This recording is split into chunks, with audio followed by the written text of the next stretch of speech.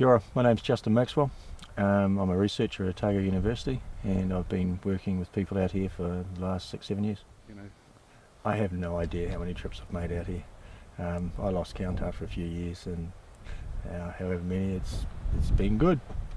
But it's a lot of trips. It's just a part of my year now where I know that I'll be spending X number of weeks out here continuing the work that we've started.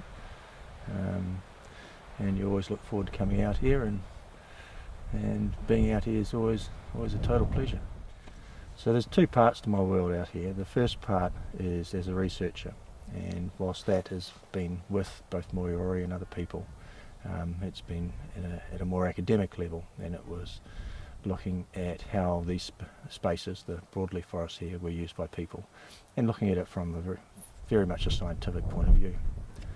Probably the greater point of my work out here and my time out here has actually been spent working with people trying to save those same forests, and in other projects as well.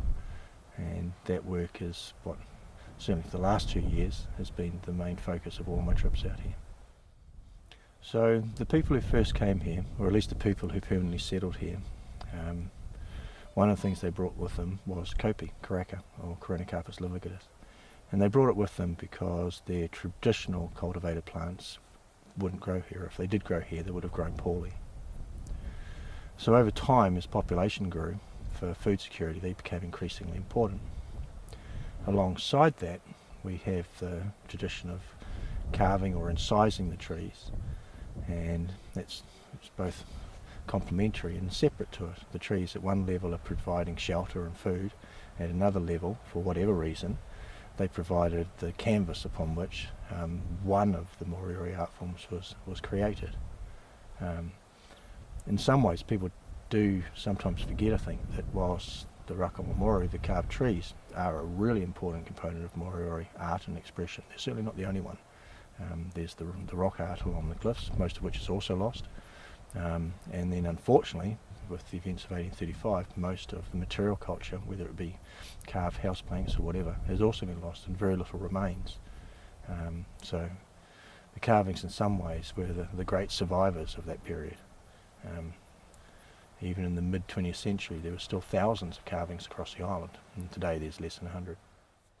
Okay, so as a scientist they're important from a cultural point of view, as an anthropologist, because they're a major component of the Polynesian past of New Zealand and Rēkohu.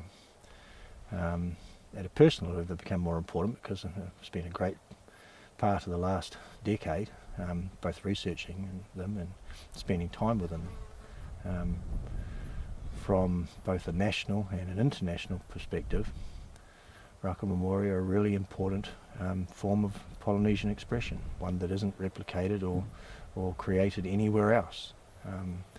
The motifs follow a Polynesian language or text, if you like, but they're very uniquely Moriori, and the way that they're created is extremely uniquely Moriori, and that within Polynesia there's no other examples of genuine carving traditions on live trees.